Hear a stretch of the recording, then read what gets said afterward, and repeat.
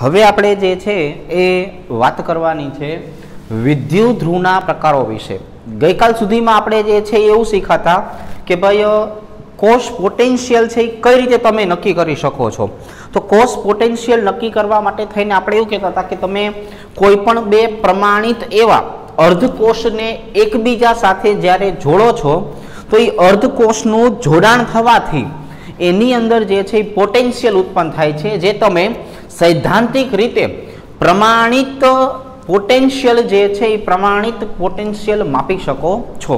તો હવે આપણે જે છે પ્રમાણિત શબ્દ વાપરીએ એનો મતલબ શું થાય તો એ હું તમને પહેલા કહી દઉં કે આપણે જે છે એ તાપમાનનું માપ 25 સેલ્સિયસ એટલે કે 298 કેલ્વિન રાખીએ અને દ્રાવણની સાંદ્રતા જે છે એ જો 1 મોલારિટી રાખીએ તો આવા ઘટક જે છે એ આવા ઘટકને કહેવામાં આવે છે પ્રમાણિત કોષ પોટેન્શિયલ। આવા ઘટકને શું કહેવાય તો કે આવા ઘટકને આપણે પ્રમાણિત કોષ પોટેન્શિયલ જે છે એના તરીકે ઓળખાવી શકાય છે।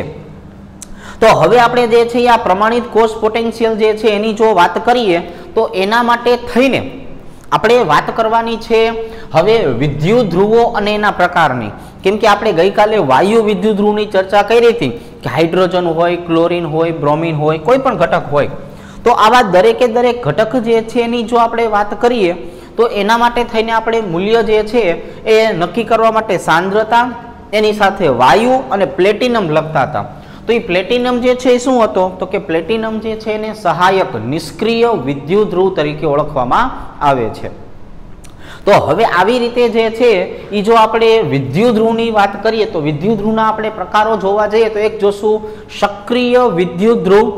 તો સક્રિય વિદ્યુત ધ્રુવ જે છે એની જો વાત કરીએ તો એનો મતલબ એવો થશે કે પોતે જ ધાતુના સળિયા તરીકે વર્તે છે અને સાથે સાથે જે છે એ રાસાયણિક પ્રક્રિયામાં ભાગ પણ લે છે। એટલે આપણે જે છે એ લખવું હોય તો પેલું શું લખી શકાય તો કે ધાતુ જે છે એ ધાતુના સક્રિય વિદ્યુત ધ્રુવ। આપણે આની શેના તરીકે દર્શાવી શકાય તો કે આપણે આને દર્શાવી શકીએ છીએ ધાતુના સક્રિય વિદ્યુત ધ્રુવ। એનો મતલબ એવો થયો કે જે ધાતુના સળિયા રાસાયણિક પ્રક્રિયા જે છે એ રાસાયણિક પ્રક્રિયામાં ભાગ લે છે, સાથે સાથે ઓક્સિડેશન તથા રિડક્શન પ્રક્રિયા જે છે એ રિડક્શન પ્રક્રિયા અનુભવે છે। આવા પ્રકારના ઘટકો જે છે એ આવા પ્રકારના ઘટકોને આપણે જે છે શું નામ આપવાનું છે ધાતુના સક્રિય વિદ્યુત ધ્રુવ જે છે એના તરીકે ઓળખવાનું થશે। તો ધાતુના સક્રિય વિદ્યુત ધ્રુવનો મતલબ એવો થયો કે ભાઈ પોતે જ પ્રક્રિયામાં ભાગે લેશે, પોતાનું ઓક્સિડેશન થશે, પોતાનું જ રિડક્શન થશે। મતલબ જે ઓક્સિડેશન પ્રક્રિયા અનુભવશે એ ધાતુના સળિયાનું વજન જે છે એ ઘટશે, પોતે જે છે એ ઓગળે છે, પીગળે છે, અને જેનું રિડક્શન થશે એના વજનમાં વધારો થશે, એના ઉપર ધાતુ જમા થતી જશે। તો પોતે જ સ્વયં રાસાયણિક પ્રક્રિયાની અંદર અનુભૂતિ કરે છે, ભાગ લે છે, એટલે એવા પ્રકારના જે છે એને કહેવાય ધાતુના સક્રિય વિદ્યુત ધ્રુવ। ઉદાહરણ તરીકે આપણે ઝિંકની વાત કરીએ, કોપરની વાત કરીએ, એજીની વાત કરીએ, મર્ક્યુરી, એલ્યુમિનિયમ, તો આ દરેકે દરેક પ્રકારના ઘટકો છે એને નામ શું અપાય ધાતુના સક્રિય વિદ્યુત ધ્રુવ। બીજું આપણે લખવું છે ધાતુના નિષ્ક્રિય વિદ્યુત ધ્રુવ। જો હવે આપણે જે ધાતુના નિષ્ક્રિય વિદ્યુત ધ્રુવની વાત કરીએ છીએ એનો મતલબ એવો થયો કે ભાઈ જે ધાતુના સળિયા રાસાયણિક પ્રક્રિયા જે છે એ રાસાયણિક પ્રક્રિયામાં ભાગ લેતા નથી, માત્ર પ્રક્રિયા થવા માટે સપાટી પૂરી પાડે છે। જો અહીંયા શું કરે છે, પોતે રાસાયણિક પ્રક્રિયામાં ભાગ નથી લેતા પણ પ્રક્રિયા થવા માટેની સપાટી પૂરી પાડે છે, એટલે આપણે નામ શું અપાય ધાતુના નિષ્ક્રિય વિદ્યુત ધ્રુવ નામ અપાય। આમાં આપણી પાસે ત્રણેક પ્રકારના ઘટકો હશે। જો એક આપણે જે છે એ વાત કરવાની છે સ્ટીલ વિશે, એક આપણે વાત કરવાની છે પ્લેટિનમ વિશે, અને ઘણી વખત અધાતુ તરીકે ગ્રેફાઇટના સળિયાનો પણ આ જ પર્પઝથી જે છે એ ઉપયોગ કરવામાં આવતો હોય છે. પણ સ્ટીલ અને પ્લેટિનમની જો વાત કરીએ તો એ નિષ્ક્રિય વિદ્યુત ધ્રુવ છે કે જે રાસાયણિક પ્રક્રિયા થવા માટે પોતાની સપાટી આપશે. બરોબર, એ સપાટી ઉપર જે છે એ પ્રક્રિયા જે છે એ પ્રક્રિયા કરવાની થશે. બરોબર, એટલે આપણે જે અત્યાર સુધી શીખતા આવ્યા ને, ફોર એક્ઝામ્પલ જો આપણે આમ લખીએ કે ભાઈ એનોડ તરીકે વર્તું હોય, જો આ એનોડ તરીકે મારે દર્શાવવું હોય તો પ્લેટિનમની સાપેક્ષમાં કોણ આવશે? હાઇડ્રોજન વાયુ, અને એની સાથે કોણ જોડાયેલું હશે? તો કે ભાઈ એની સાથે જોડાયેલું હશે 2H+ એની સાંદ્રતા. અને આ જ વસ્તુ જે છે એ કેથોડ તરીકે જો વર્તા હોય તો આપણે શું લખતા હોય કે 2H+ aqueous, પછી અહીંયા આપણે દર્શાવતા હોય 1 હાઇડ્રોજન ગેસ, અને અહીંયા લખતા હોય પ્લેટિનમ. તો અહીંયા વાયુ અને સાંદ્રતા જે છે એ બંને જે છે એ વાયુ વિદ્યુત ધ્રુવ છે, પણ એની સાથે સપોર્ટની અંદર જે પ્લેટિનમ આવેલું છે એ પ્લેટિનમ શેનું કામ કરે છે? તો કે પ્લેટિનમ નિષ્ક્રિય વિદ્યુત ધ્રુવનું કામ કરે છે. શેનું કામ કરે છે? નિષ્ક્રિય વિદ્યુત ધ્રુવ જે છે એનું કામ જે છે એ કામ કરે છે. ચાલો, તો હવે આપણે જે વસ્તુ જે છે એની વાત કરી છે એ વસ્તુ તમને સમજાઈ જશે, ખ્યાલ આવી જશે. તો આવી રીતે આપણે દરેક વસ્તુ જે છે એને સમજાવી શકાય. બરોબર, ચાલો હવે આપણે જે છે એ વાત કરવી છે ત્રીજા નંબરના ઘટકની. એ જે ત્રીજા નંબરનો ઘટક જે છે એને આપણે નામ આપવાનું છે વાયુ વિદ્યુત ધ્રુવ. આ જે વાયુ વિદ્યુત ધ્રુવ છે એમાં હાઇડ્રોજન, ક્લોરીન, બ્રોમિન તમે દરેક વસ્તુ જે છે ને લઈ શકો છો. પણ એ જે વાયુ વિદ્યુત ધ્રુવ જે છે એનો મતલબ એવો થયો કે અહીંયા તમે ધાતુની પ્લેટ સાથે અથવા ધાતુના જે છે એ તાર સાથે તમે વાયુ અને વાયુના દ્રાવણની સાંદ્રતાનો સંપર્ક કરાવરાવો, અને પછી જે વિદ્યુત ધ્રુવ તૈયાર થાય છે એ વિદ્યુત ધ્રુવને આપણે નામ આપવાનું છે વાયુ વિદ્યુત ધ્રુવ. એને આપણે શેના તરીકે દર્શાવવાનું છે? વાયુ વિદ્યુત ધ્રુવ તરીકે દર્શાવવાનું થશે. ખ્યાલ આવી જશે. તો આપણે વાયુ વિદ્યુત ધ્રુવ જે છે એની રચનાની અંદર જે છે એ વધારે ચર્ચા કરતા નથી, માત્ર આના ઉદાહરણ જે છે ઉદાહરણ લખીએ છીએ. તો આના ઉદાહરણ અને નિષ્ક્રિય વિદ્યુત ધ્રુવના ઉદાહરણ બંને તમને સરખા લાગશે, કારણ કે નિષ્ક્રિય વિદ્યુત ધ્રુવ સપોર્ટમાં હતો એટલે એને ઉદાહરણ તરીકે લીધો. વાયુ વિદ્યુત ધ્રુવને સપોર્ટની જરૂર પડશે તો બંનેના ઉદાહરણ તો લગભગ સરખા જ તમને લાગશે. એટલે હું અહીંયા લખી શકીશ આવી રીતે કે પ્લેટિનમ, અહીંયા આવી જશે ક્લોરીન ગેસ, અને અહીંયા આવી જશે 2Cl- aqueous. હવે મારે બ્રોમિનની ચર્ચા કરવી હોય તો શું કરાય? પ્લેટિનમ, અહીંયા આવી જશે બ્રોમિન ગેસ, અને અહીંયા આવી જશે 2Br- aqueous. જો આવી રીતના જે છે તમે દર્શાવી શકો છો. તો આટલો ભાગ જે છે એને કહેવામાં આવે છે વાયુ વિદ્યુત ધ્રુવ, અને આને કહેવામાં આવે છે નિષ્ક્રિય વિદ્યુત ધ્રુવ. તો એનો મતલબ એવો થયો આજે આપણે પહેલા બોર્ડની અંદર માત્ર ચર્ચા કરેલી છે, બરોબર, ખાલી એક સમજણ આપવી જોઈએ એટલા માટેની વાત હતી કે વિદ્યુત ધ્રુવો જે છે એ વિદ્યુત ધ્રુવો આપણે 3 પ્રકારના લઈએ. સળિયા જેને આપણે કહીએ છીએ એ કેટલા પ્રકારના? 3. સક્રિય, તો પોતે જ પ્રક્રિયામાં ભાગ લે, ઓક્સિડેશન અનુભવે, રિડક્શન અનુભવે. જો ઓક્સિડેશન થાય તો મતલબ એનો વજનમાં ઘટાડો થાય, બરાબર છે, કારણ કે ધાતુમાંથી આયન બને. જો રિડક્શન થાય તો આયનમાંથી ધાતુ બને તો વજનમાં વધારો થાય. તો આપણે એને આવી રીતે દર્શાવી શકીએ. નિષ્ક્રિય વિદ્યુત ધ્રુવ જે છે, નિષ્ક્રિય વિદ્યુત ધ્રુવની જો વાત કરીએ આપણે તો નિષ્ક્રિય વિદ્યુત ધ્રુવ માટે આપણે આવી રીતે દર્શાવશું કે ભાઈ જે ધાતુના સળિયા રાસાયણિક પ્રક્રિયામાં ભાગ લેતા નથી, માત્ર પ્રક્રિયા થવા માટેની સપાટી પૂરી પાડે છે, એટલા માટે તમે આને દર્શાવી શકો છો. બરાબર છે. For example steel, platinum. બરાબર છે. અને વાયુ વિદ્યુત ધ્રુવની વાત કરીએ તો વાયુ વિદ્યુત ધ્રુવ પણ આ જ રીતે જે છે કાર્ય કરશે કે વાયુ અને સાંદ્રતા સપોર્ટ જરૂર પડશે કોઈ ધાતુ માટે, એટલે આપણે અહીંયા નિષ્ક્રિય વિદ્યુત ધ્રુવનો ઉલ્લેખ કરીએ છીએ. તો આ માત્ર એક માહિતીનો ભાગ હતો, ખાલી આપણે એની સમજૂતી આપી. બરાબર છે. ચાલો કે ભાઈ વિદ્યુત ધ્રુવ હોય તો આ પ્રકારના હોય છે. પણ હવે આપણે જે છે એ જે મોસ્ટ ઇમ્પોર્ટન્ટ કહી શકાય એવા ટોપિકની વાત કરવાની છે. આ ચેપ્ટર જે છે એ ચેપ્ટરનો જે મુખ્ય ભાગ જે છે એની આપણે વાત કરવાની છે.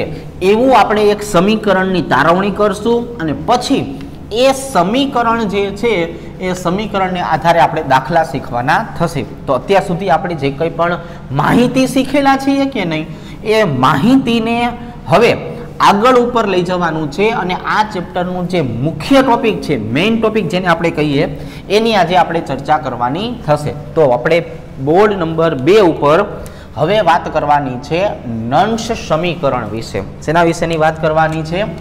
નંશ સમીકરણ વિશે. અને નંશ સમીકરણ જે છે એના દાખલાઓ જે છે એ બહુ અગત્યના હશે. નંશ સમીકરણનો મતલબ થવાનો છે બિન પ્રમાણિત કોષ પોટેન્શિયલ મેળવવો. એનો મતલબ શું થવાનો છે? બિન પ્રમાણિત કોષ પોટેન્શિયલ મેળવવું, જેને આપણે ઈ સેલ તરીકે દર્શાવીએ. જો યાદ રાખજો, ગઈકાલ સુધીમાં જે શીખાને ઈ હતું E0 સેલ. E0 સેલનો મતલબ આપણે ગઈકાલે શું લખતા હતા? પ્રમાણિત કોષ પોટેન્શિયલ. અત્યારે શબ્દ કયો વાપરો છે? બિન પ્રમાણિત કોષ પોટેન્શિયલ. તો જો પ્રમાણિત કોષ પોટેન્શિયલ આપણે E0 સેલ વડે દર્શાવતા હતા. તો જે E0 શબ્દ આપણે વાપરીએ છીએ ને, એનો મતલબ આપણે કીધો ને કે સૈદ્ધાંતિક મૂલ્ય થયું કે તમે હાઇડ્રોજનની સાથે ઝીંકને જોડો છો તો એનો મતલબ એવો થયો કે ઝીંકનો જેટલો પોટેન્શિયલ છે એ પૂરેપૂરો મળશે, 0.76 વોલ્ટ જેટલો. આપણે મેગ્નેશિયમ અને કોપરને જોડીએ છીએ તો બંનેમાંથી જે એકચ્યુઅલ થિયરી પ્રમાણે સૈદ્ધાંતિક રીતે થતો હશે એટલો પૂરેપૂરો જે છે એ આપણને કોષ પોટેન્શિયલ મળે. પણ એ સૈદ્ધાંતિક વસ્તુ થઈ. કઈ વસ્તુ થઈ? સૈદ્ધાંતિક. પ્રાયોગિક રીતે આ શક્ય નથી. એટલા માટે આપણે એને કહેતા હતા પ્રમાણિત કોષ પોટેન્શિયલ. અને હવે આપણે પ્રેક્ટિકલી શીખવાનું છે એટલે નામ આપ્યું છે બિન પ્રમાણિત કોષ પોટેન્શિયલ. તો આનો મતલબ એવો થયો કે કોઈ પણ કાર્ય આપણે કરવા જઈએ તો કોઈ પણ કાર્ય 100% જે છે એ 100% થવાનું નથી. જો 100% થતું હોય તો એને સૈદ્ધાંતિક કાર્ય કહેવાય, અને 100% નથી જ થવાનું એટલે એને પ્રાયોગિક કાર્ય કહેવાય. બરાબર છે? આપણે એમ કહી કે આપણે ભાઈ 50 મિનિટનો લેક્ચર ગોઠવવો છે તો એ 50 મિનિટનો લેક્ચર સૈદ્ધાંતિક કાર્ય થયું. પછી આપણે 45 મિનિટે અટકી જ જવાનું હોય છે તો એ પ્રાયોગિક કાર્ય થયું. વચમાં આપણે નાની મોટી જે છે એ બીજી કંઈક વસ્તુ થતી હોય તો એ પ્રાયોગિક વસ્તુ થઈ. તો એનો મતલબ એવો થયો કે આપણે ક્યારે પણ 100% કાર્ય જે છે એ મેળવી શકતા નથી, અને એ વાસ્તવિકતા છે. અને એ વાસ્તવિકતા છે એટલા માટે આપણે એને નામ આપવાનું છે બિન પ્રમાણિત કોષ પોટેન્શિયલ. એટલે આપણે શું કહેવું છે? બિન પ્રમાણિત કોષ પોટેન્શિયલ. બરાબર છે? ચાલો, તો એટલા માટે હવે આજે આપણે જે કાર્ય કરીએ છીએ એને વાસ્તવિક કાર્ય કહેવાનું છે, પ્રાયોગિક કાર્ય કહેવાનું છે, અથવા આજનો ટોપિક બિન પ્રમાણિત કોષ પોટેન્શિયલ તરીકે ઓળખાવાનું છે. ચાલો, તો હવે આપણે જે છે એ વાત કરવી છે વિદ્યુત રાસાયણિક કોષ માટે. વિદ્યુત રાસાયણિક કોષ જે છે એ કોષ આપમેળે પ્રક્રિયા દર્શાવે છે. મતલબ કે એના માટે ડેલ્ટા જીનું મૂલ્ય આપણને નેગેટિવ મળે છે. વિદ્યુત રાસાયણિક કોષ છે ને એ આપમેળે પ્રક્રિયા દર્શાવે. જો તમારી પાસે 2 પાત્ર હોય, એ 2 પાત્રમાં તમે દ્રાવણ લઈ લો, એમાં ક્ષારક સેતુ મૂકી દો અને 2 હળિયાને તમે વાયર ભેગું જોડી અને જેવા તમે દ્રાવણમાં ડૂબાડશો કે નહીં એવા આપમેળે પ્રક્રિયા ચાલુ કરી દેશે. ત્યાં તમારે સ્વિચ પાડવા જવાની જરૂર હોતી નથી. જેવા 2 સળિયા તમે દ્રાવણમાં ડૂબાડ્યા કે નહીં એટલે પોતે આપમેળે જ રાસાયણિક પ્રક્રિયા ચાલુ કરી દેશે. એને આપણે કહેવાની જરૂર હોતી નથી. તો આપમેળે થતી પ્રક્રિયા માટે ડેલ્ટા જીનું મૂલ્ય કેવું મળે છે? નેગેટિવ મળે છે. કેવું મળે છે? નેગેટિવ મળે છે. તો એનો મતલબ એવો થયો કે હવે ઉષ્માગતિશાસ્ત્રના નિયમ મુજબ, ઉષ્માગતિશાસ્ત્રના નિયમ પ્રમાણે જે આપણે આપમેળે થતી પ્રક્રિયાઓ જે છે એને જો દર્શાવવાની હોય તો એનો જે છે એ પ્રક્રિયાના સંતુલન અચળાંક સાથેનો સંબંધ આપણને મળે. બરાબર છે? એટલે આપણે લખી નાખશું કે ભાઈ રાસાયણિક પ્રક્રિયામાં મુક્ત ઉર્જા અને સંતુલન અચળાંક જે છે એ સંતુલન અચળાંક સાથેનો સંબંધ, સંતુલન અચળાંક સાથેનો જે સંબંધ જે છે એ સંબંધની જો આપણે વાત કરીએ તો જો આવી રીતે મળશે કે ડેલ્ટા જી બરાબર ડેલ્ટા જી ડિગ્રી વત્તા આરટી એલએન કે. તમને આ ઉષ્માગતિશાસ્ત્રનું આ સમીકરણ વિશે ખબર હોવી જોઈએ. બસ અહીંથી જે છે એ દરેક વસ્તુની શરૂઆત જે છે એ શરૂઆત થશે. જો એક વખત ફરીથી શું કરીએ છીએ આપણે તો કે આપણે આટલું કામ કરીએ છીએ. નળ સમીકરણ અથવા બિન પ્રમાણિત કોષ પોટેન્શિયલ આપણે મેળવવો છે. તો વિદ્યુત રાસાયણિક કોષ આપમેળે પ્રક્રિયા આપે છે.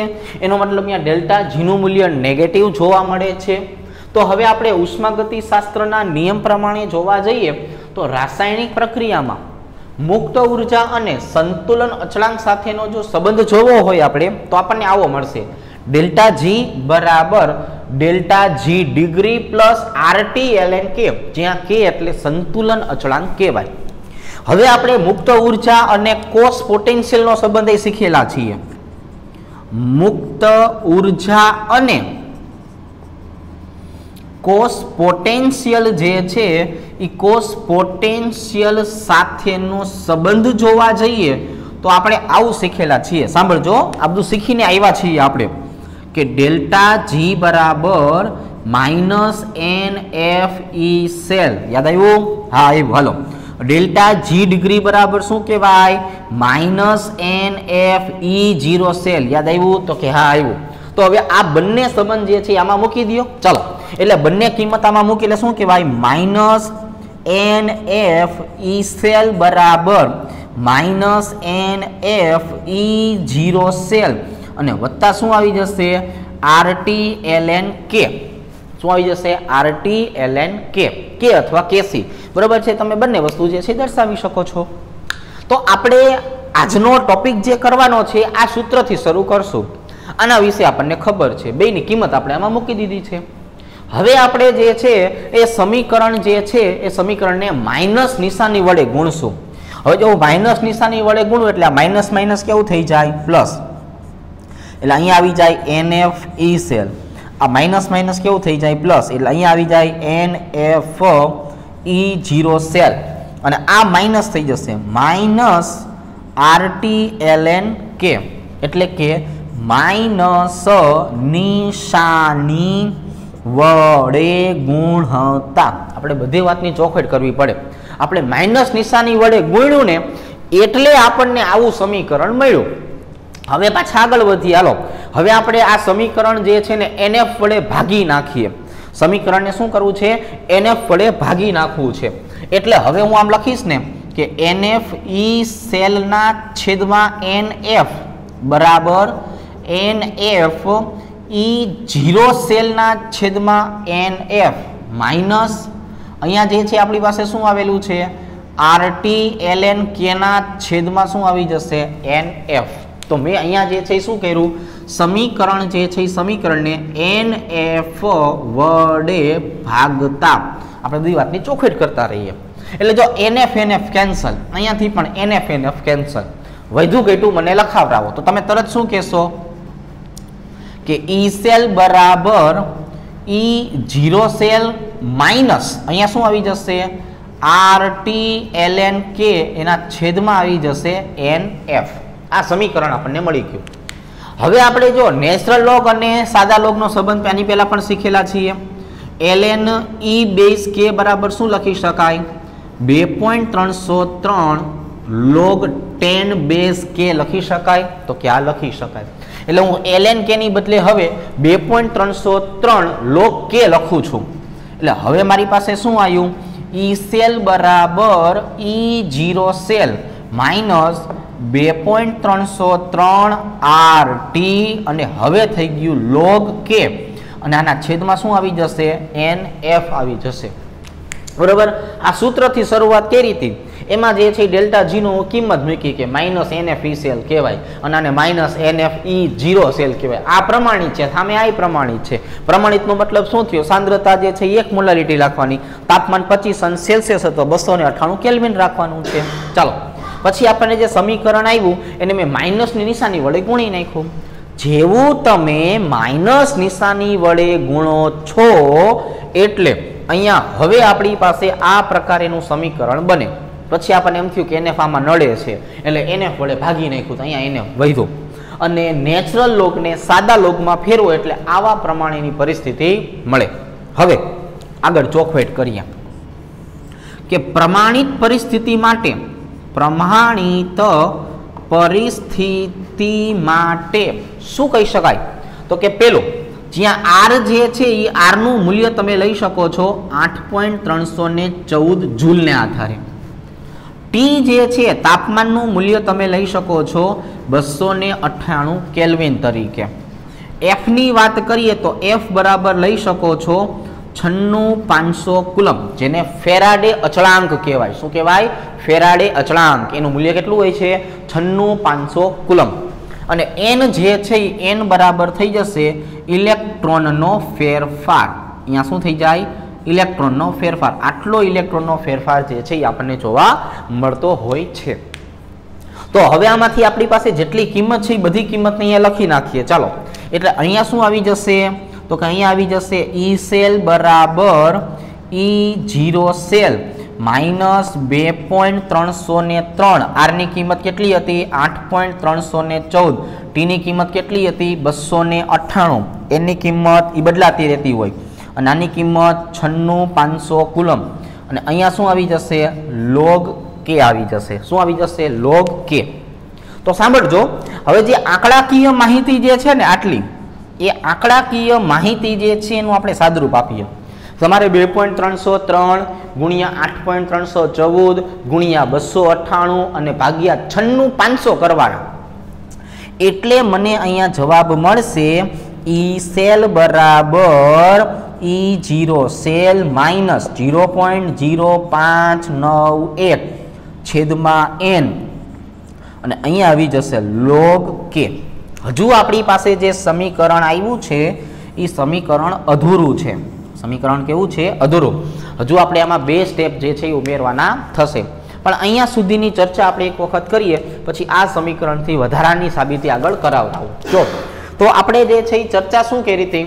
તો કે વિદ્યુત રાસાયણિક કોષ જે છે એ વિદ્યુત રાસાયણિક કોષ આપમેળે પ્રક્રિયા દર્શાવે. તમે સમજો, ધીરે ધીરે આપણે જોઈએ. પેલું આપણે શું બોલ્યા? ખબર પડી ગઈ? વિદ્યુત રાસાયણિક કોષ આપમેળે પ્રક્રિયા દર્શાવે છે.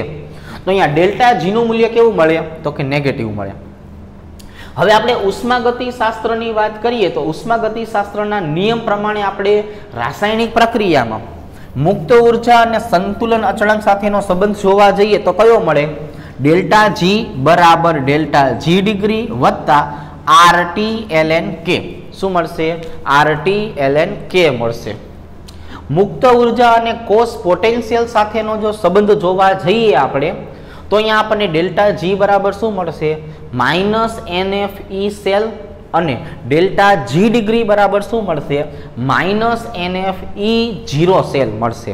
તો જો આપણને આવી રીતના મળ્યું. હવે આપણે જે છે આના માટેની બીજી વાત કરીએ તો અહીંયા જે કિંમત હતી અહીંયા લખી કે માઇનસ NFE સેલ, અહીંયા લખ્યું માઇનસ NFE0 સેલ, અહીંયા વત્તા કરી નાખ્યું વત્તા RT ln K. અને હવે આપણે માઇનસ નિશાની વડે ગુણીએ એટલે આપણને અહીંયા માઇનસ શબ્દ જે છે એ મળી જાય. આપણે સમીકરણને NF વડે ભાગી નાખ્યું એટલે આપણને આવું સમીકરણ મળ્યું. પછી નેચરલ લોગની બદલે સાદો લોગ મૂક્યો, પછી RT અને F ની કિંમત મૂકી, એનું સાદરૂપ આપ્યું એટલે આપણને અહીંયા છેલ્લે આવું એક સમીકરણ મળ્યું.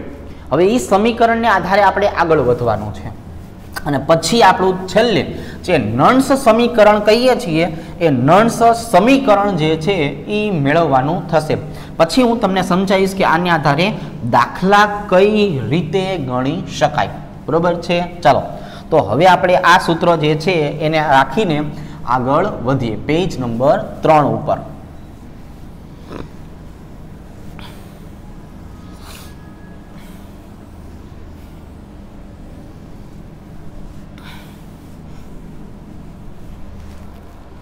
ચલો, તો અહીંયા લખી નાખીએ પેજ નંબર 3. બરોબર છે? બીજા નંબરની જો વાત કરીએ ત્યાં શું લખી નાખશું? તો કે બીજું આપણે લખી નાખશું કે ભાઈ E સેલ બરાબર E0 સેલ માઇનસ 0.0591 છેદમાં આવી જશે N log k. હવે જે log k એટલે એને સંતુલન અચળાંક કહેવાય. એને શું કહેવાય? સંતુલન અચળાંક k, જેનું મૂલ્ય હતું નિપજોની સાંદ્રતા છેદમાં પ્રક્રિયકોની સાંદ્રતા. જેનું મૂલ્ય શું હતું? નિપજોની સાંદ્રતા છેદમાં પ્રક્રિયકોની સાંદ્રતા. એટલે હવે આપણે જે છે એ ડેનિયલ કોષની વાત કરીએ તો ડેનિયલ કોષ માટે આપણે આવું સમીકરણ એક શીખાતા રેડોક્સ પ્રક્રિયા કે ઝીંક સોલિડ વત્તા Cu+2 એક્વિયસ, જેમાંથી આપણને શું મળતું હતું? તો કે જેમાંથી આપણને મળતું હતું ઝીંક +2 એક્વિયસ અને વત્તા અહીંયા મળતું હતું કોપર સોલિડ. હવે આની અંદર ઝીંક જે છે એ એનોડ તરીકે વર્તું હતું અને કોપર જે છે એ શેના તરીકે વર્તું હતું? કેથોડ તરીકે. શેના તરીકે વર્તે? કેથોડ તરીકે. હવે આપણે એનોડ તરીકે ઝીંક અને કેથોડ તરીકે કોપરને લઈએ અને આના ઉપરથી આપણે એનો સંતુલન અચળાંક લખીએ તો સંતુલન અચળાંકનું સૂત્ર જે છે આપણને શું મળશે? તો કે K બરાબર ઝીંક +2 એક્વિયસની સાંદ્રતા ઇન્ટુ કોપર સોલિડ. કારણ આપણે લખ્યું ને નિપજોની સાંદ્રતા છેદમાં પ્રક્રિયકોની સાંદ્રતા, એવી રીતે અહીંયા આવશે ઝીંક સોલિડના છેદમાં કોપર +2 એક્વિયસની સાંદ્રતા. પણ અહીંયા જુઓ આપણે જે છે એ ઝીંક સોલિડ અને કોપર સોલિડની જો આપણે વાત કરીએ તો અહીંયા જે છે આપણે શીખાતા કે શુદ્ધ ઘન પદાર્થ જે છે એની સાંદ્રતા તો હંમેશા કેવી હોય? તો કે એની સાંદ્રતા તો અચળ હોય, તો એને દર્શાવવાની જરૂર નથી. તો આવા સમયે મને હવે સંતુલન અચળાંક જે છે એ સંતુલન અચળાંક K બરાબર શું મળી ગયું? તો કે K બરાબર મળી ગયું ઝીંક +2 એક્વિયસની સાંદ્રતા છેદમાં Cu+2 એક્વિયસની સાંદ્રતા. એટલે ઝીંકની સાંદ્રતા અને કોપરની સાંદ્રતા, આમ બે ઘટકોની સાંદ્રતા મળી. હવે આ બંનેની સાંદ્રતા જે છે એમાં ઝીંક જે છે એ કેના તરીકે હતું? એનોડ તરીકે. તો અહીંયા લખશું આપણે એનોડની સાંદ્રતા છેદમાં આપણે અહીંયા લખી નાખવાનું છે કેથોડની સાંદ્રતા. બરોબર છે? તો એનો મતલબ એવો થયો કે હવે મારે અહીંયા K બરાબર જો લખવાનું થાય તો હું શું લખી શકું? E સેલ બરાબર E0 સેલ -0.0591 છેદમાં n અને લોગ અહીંયા શું આવી જશે? એનોડની સાંદ્રતા છેદમાં કેથોડની સાંદ્રતા. એટલે એસાના છેદમાં કેસા. શું લખી નાખશું આપણે? એસાના છેદમાં કેસા. હવે આપણે આ જે સમીકરણ મળે છે આ સમીકરણ જે છે એને કહેવાનું છે ધાતુ ધાતુ માટેનું, એટલે કે વિદ્યુત રાસાયણિક કોષ માટેનું નંશ સમીકરણ. હકીકતમાં આ આપણે સહેલું કરવા માટે એનોડના છેદમાં કેથોડની સાંદ્રતા દર્શાવ્યું છે. જ્યારે આપણે JEE નીટનું ટોપિક ભણાવશું કે નહીં ત્યારે અહીંયા જુદી જુદી એવી 4 પરિસ્થિતિ આવશે, પણ એ આપણે ત્યારે શીખશું. અત્યારે હાલ પૂરતું આપણે સહેલી વસ્તુ કરવા માટે એનોડની સાંદ્રતા છેદમાં કેથોડની સાંદ્રતા જે છે એનો ઉલ્લેખ જે છે એ ઉલ્લેખ કરવાનો આવશે. પણ વાસ્તવમાં શું લખશું આપણે? તો કે વાસ્તવમાં તો આપણે આ જ લખશું જો કે ભાઈ કેનું મૂલ્ય દર્શાવવા માટે આપણે સમીકરણ ઉપરથી નિપજોની સાંદ્રતા છેદમાં પ્રક્રિયકોની સાંદ્રતા જ લખવાની થશે. શું લખવાની થશે? નિપજોની સાંદ્રતાના છેદમાં પ્રક્રિયકોની સાંદ્રતા જ લખવાની થશે. એટલે આ થઈ ગયું વિદ્યુત રાસાયણિક કોષ માટેનું નંદ સમીકરણ, જેમાં E સેલ છે એને કહેવામાં આવે છે બિન પ્રમાણિત કોષ પોટેન્શિયલ. અને જે બિન પ્રમાણિત કોષ પોટેન્શિયલ છે એટલે આપણે એને નામ આપવું પડશે પ્રાયોગિક. શું આપવું પડશે? પ્રાયોગિક. અને E0 સેલ જે છે એને કહેવું પડશે આપણે પ્રમાણિત કોષ પોટેન્શિયલ. એને આપણે શું કહેવું પડશે? પ્રમાણિત કોષ પોટેન્શિયલ, જેને આપણે નામ આપી દઈશું સૈદ્ધાંતિક, જે મળે છે એ. અને અહીંયા n જે છે એ n ને કહેવાનું છે રાસાયણિક સમીકરણની અંદર ઇલેક્ટ્રોનના ફેરફારની સંખ્યા. એને શું કહેશું આપણે?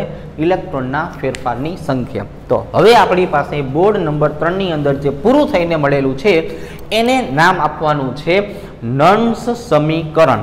જો નર્ન્સ સમીકરણ જે છે એની તારવણી નહીં પૂછે તમને, એના માટે તમને દાખલા પૂછશે. તો દાખલામાં હવે આપણે આ સમીકરણનો ઉપયોગ કરવાનો થશે અને આ સમીકરણને આધારે જે છે, આ સમીકરણને આધારે જે છે એ આપણે બધી વસ્તુ જે છે એને દર્શાવવાનું થશે. બરોબર છે?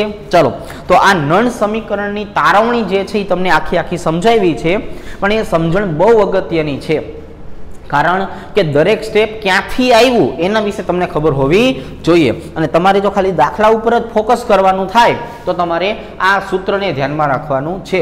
અને એના માટે કે જે છે એ નિપજની સાંદ્રતા છેદમાં પ્રક્રિયકોની સાંદ્રતા અથવા એનોડની સાંદ્રતાના છેદમાં કેથોડની સાંદ્રતા. બરોબર છે? ચાલો, પણ આ સહેલું આપણે કીધું કે જેડબલ્યુ નીટ માટે અહીંયા એસાના છેદમાં કેસાવાળું સમીકરણ બદલાઈ શકે છે, પણ હાલ પૂરતું આપણે જે છે એ જે સાદી રીતે શીખવાનું છે, ગુજરાત બોર્ડ માટે શીખવાનું છે, એમાં આપણે એસાના છેદમાં કેસા નિપજની છેદમાં પ્રક્રિયક તરીકે દર્શાવશું.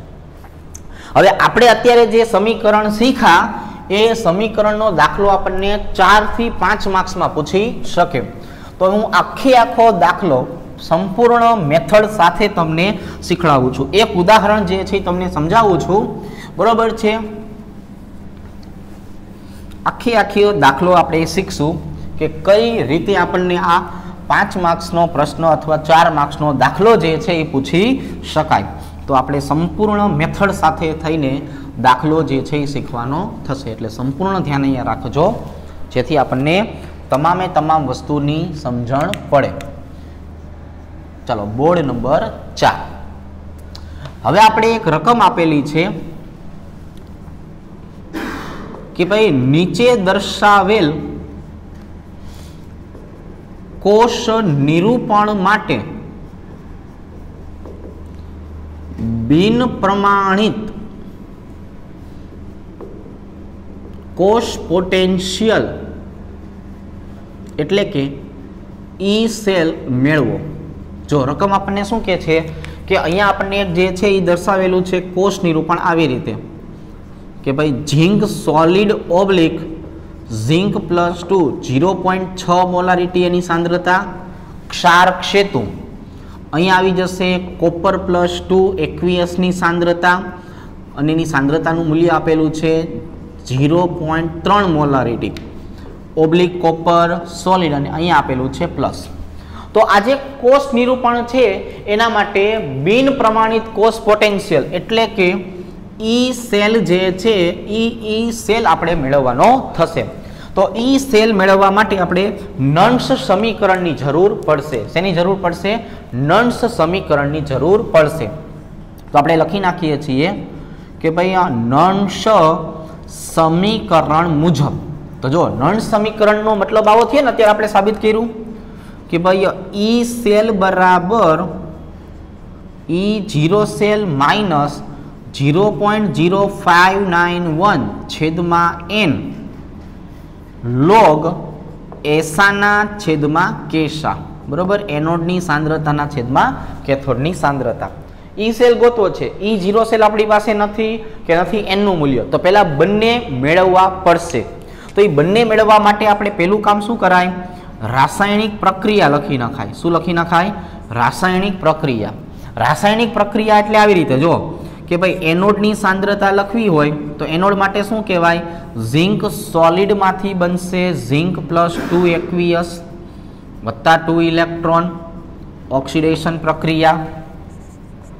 કેથોડની આપણે વાત કરીએ તો કોપર +2 એક્વિયસ આ 2 ઇલેક્ટ્રોન સ્વીકારશે એટલે આવી જશે કોપર સોલિડ, અને આને આપણે નામ આપી દેવાનું રિડક્શન પ્રક્રિયા. બંને પ્રક્રિયાને આધારે 2 ઇલેક્ટ્રોન કેન્સલ થાય તો મને અહીંયા એનનું મૂલ્ય કેટલું મળી જાય? 2. જે ઇલેક્ટ્રોનના ફેરફાર આપણને બે જગ્યાએ સમાન મળતો હોય કે નહીં, એનો લસા થઈ ગયો. તો અહીંયા એન બરાબર કેટલા મળી ગયા? 2 સમીકરણને આધારે. હવે 2 ઇલેક્ટ્રોન કેન્સલ, તો રેડોક્સ પ્રક્રિયા જે છે એ કઈ થઈ? તો કે રેડોક્સ પ્રક્રિયા આવી થઈ કે ઝિંક સોલિડ વત્તા કોપર +2. હવે કોપરની સાંદ્રતા જો કેટલી આપેલી છે? 0.3 મોલારિટી. સામે શું બને છે? ઝિંક +2 બને. ચાલો, ઝિંક +2 બને છે તો ઝિંક +2 ની સાંદ્રતા કેટલી આપી છે? 0.6 મોલારિટી અને વત્તા જે છે એ શું કરી નાખવાનું છે તો કે વત્તા કરી નાખવાનું છે કોપર સોલિડ, બરાબર. મતલબ હવે આ ભાગ જે છે એને કહેવાનું છે કાં તો નિપજની સાંદ્રતા અથવા તો એનોડની સાંદ્રતા, અને આ ભાગ જે છે એને કહેવાનું છે પ્રક્રિયકની સાંદ્રતા અથવા તો કેથોડ જે છે એ કેથોડની સાંદ્રતા. એસા અને કેસાના મૂલ્ય આપણને મળી ગયા. એટલે આપણી પાસે હવે આનું મૂલ્ય આવી ગયું, આ બંનેનું મૂલ્ય આવી ગયું. E0 સેલ બાકી રહ્યું. બાકી શું રહ્યું? E0 cell. તો હવે E0 સેલ કઈ રીતે ગોતતા હતા આપણે? તો કે E0 સેલ તો આવી રીતે ગોતતા હતા ને કે E degree oxidation potential of anode minus E degree oxidation potential of cathode.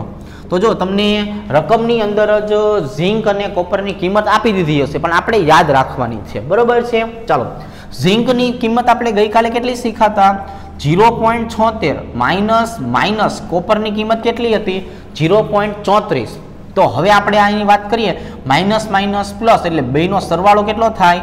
1.10 volt. તો E0 સેલ જે આપણે ગઈકાલે ગોતતા શીખા એ જ વસ્તુનો આપણે અહીંયા ઉપયોગ કર્યો, બરાબર છે. ચાલો, આવી રીતે મળી ગયું. 1.10 વોલ્ટ મળે છે. રકમમાં તમને આપી દીધું હશે ઝિંક અને કોપરની કિંમત, પણ આપણે યાદ રાખશું, બરાબર. ચાલો, હવે આપણે જે છે શું કરીએ તો કે હવે આપણી પાસે તમામ પ્રકારની કિંમત છે એમાં મૂકીએ કે E સેલ બરાબર E0 સેલ માઇનસ 0.0591 છેદમાં n, અને અહીંયા આવી જશે લોગ એસાના છેદમાં કેસા. શું આવી જશે? એસાના છેદમાં કેસા. એનોડની સાંદ્રતાના છેદમાં કેથોડની સાંદ્રતા. એક વખત ફરીથી ચોથું બોર્ડ બહુ ઇમ્પોર્ટન્ટ છે, આવા દાખલા પૂછાય જ છે આપણને, એટલે આપણને આવડવું જોઈએ. તો મેં શું કર્યું તો કે આપણને રકમ આપી હતી, નીચે દર્શાવેલ કોષ નિરૂપણ માટે બિન પ્રમાણિત કોષ પોટેન્શિયલ E સેલ આપણે મેળવવાનો છે. તો E સેલ મેળવવા માટે આપણને અહીંયા એક રકમ આપેલી છે કે ઝિંકની સાંદ્રતા 0.6 મોલારિટી, કોપરની સાંદ્રતા 0.3 મોલારિટી, બરોબર છે. તો નળ સમીકરણ આપણને શું કહે છે તો કે નળ સમીકરણ આવું કહે છે E સેલ બરાબર E0 સેલ માઇનસ 0.0591 છેદમાં n લોગ એસાના છેદમાં કેસા. તો આવા સમયે હવે આપણી પાસે E0 સેલ નથી, n નું મૂલ્ય નથી. તો n નું મૂલ્ય મેળવવા માટે આપણે શું કર્યું તો કે રાસાયણિક પ્રક્રિયા લખી કે એનોડ અને કેથોડનું સમીકરણ તમે લખો. તો એમાં આપણને ઇલેક્ટ્રોન આપણે ઉડાડી દેતા હતા. એ કેટલા ઇલેક્ટ્રોન ઉડાડતા હતા? 2. તો એ ઇલેક્ટ્રોનનો ફેરફાર હવે કેટલો થયો? 2. એટલે n બરાબર 2 આપણને મળે છે. પછી જે રેડોક્સ પ્રક્રિયાની વાત કરીએ તો આ બાજુનો ભાગ કોને કહેવાય? નિપજની સાંદ્રતા અથવા એનોડની સાંદ્રતા. શું કામ એનોડ શબ્દ વાપરો? કેમ કે એનોડ તરીકે કોણ છે? ઝિંક છે. આ સોલિડને તો આપણે ગણતરીમાં લેતા નથી. આ બાજુ પ્રક્રિયકની સાંદ્રતા અથવા કેથોડની સાંદ્રતા, કારણ કે કેથોડ તરીકે કોણ છે? કોપર છે. કેથોડ તરીકે કોણ છે? કોપર છે. એટલે અહીંયા ઝિંક સોલિડને આપણે ધ્યાનમાં લેતા નથી, એટલે આને ઉડાડી નાખશું. હવે આપણી પાસે કોપરે આવી ગયું, અહીંયા આપણી પાસે ઝિંક પણ આવી ગયું, બરાબર છે. હવે એના પછીની વાત કરીએ તો હવે આપણે અહીંયા જે છે શું દર્શાવીએ? E0 સેલ બરાબર E degree oxidation potential of anode minus E degree oxidation potential of cathode. એને આધારે E0 સેલ પણ મળી ગયું. હવે આપણે જેટલા ડેટાની જરૂર હતી એ તમામે તમામ ડેટા મળી ગયા છે. હવે આપણે સાદરૂપ આપીને જવાબ લાવવાનો થશે. તો જવાબ લાવવા માટે શું કરું છું? E0 સેલ બરાબર 1.10 લખી નાખું છું, માઇનસ 0.0591 એની કિંમત 2 લખી નાખું છું, લોગ એનોડની સાંદ્રતાનું મૂલ્ય 0.6 મોલારિટી, કેથોડની સાંદ્રતાનું મૂલ્ય 0.3 મોલારિટી.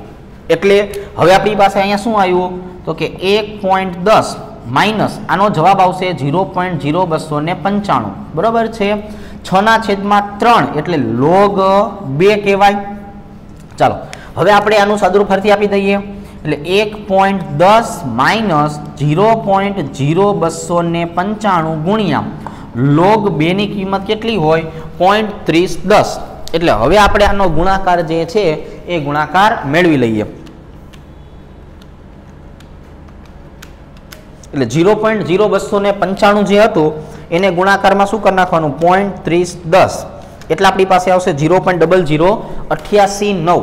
અહીંયા જે છે શું આવી ગયું 1.10 માઇનસ 0.0088 9 એટલે અહીંયા લખી નાખું છું 88 9 અને આ બેની બાદબાકી કરીએ એટલો આપણી પાસે જવાબ આવશે એટલે આપણે લખી નાખીએ માઇનસ 1.10 જવાબ આવે છે 1.09 તો હવે આપણી પાસે જે ઈ સેલ જે છે એ ઈ સેલનું મૂલ્ય કેટલું આવી જશે 1.09 વોલ્ટ બરાબર શું આવી જશે 1.09 વોલ્ટ તો અત્યારે આપણે જે છે એ આ સંપૂર્ણ દાખલો જે છે એ સંપૂર્ણ દાખલાની આપણે અહીંયા જે છે એ ચોખવટ કરેલી છે કે કઈ રીતે સમીકરણ લખવાનો કઈ રીતે એનનું મૂલ્ય મેળવવાનું કઈ રીતે દરેકની કિંમત મૂકવાની અને કઈ રીતે એનું સાદરૂપ આપીને અહીંયા જવાબ લાવવાનો થશે તો સંપૂર્ણ વસ્તુની જો ચર્ચા કરીએ આજના દિવસ માટે તો આપણે ખાલી માહિતી એક શું આપેલી હતી તો કે માહિતી તમને એવી આપી હતી કે વિદ્યુત ધ્રુવો એટલે શું ત્રણ પ્રકારના વિદ્યુત ધ્રુવો આપણને મળ્યા હતા કયા કયા સક્રિય નિષ્ક્રિય અને વાયુ એ ખાલી જાણકારીનો મુદ્દો હતો પછી જે નળ સમીકરણની તારવણી કરી હતી એ તારવણી સમજવા માટે અગત્યની પણ એને આધારે આપણને આ જે સમીકરણ મળ્યું ને એ સમીકરણ હવે આપણને દાખલાઓમાં કામ આવશે આપણે આવતીકાલે આ સમીકરણનો ઉપયોગ કરીને તમામ મેથડના દાખલા જે છે એ શીખવાના થશે ખ્યાલ આવી જશે તો હવે આવતીકાલે આપણે જે છે એ કયું કાર્ય કરવું છે તો કે આવતીકાલે આપણે આવા તમામ પ્રકારના જુદી જુદી મેથડના જે દાખલાઓ આપણને આવશે આપણી નજર સામે એવા દાખલાઓની ચર્ચા કરશું બરાબર તો આજ માટે અહીંયા સુધી રાખીએ છીએ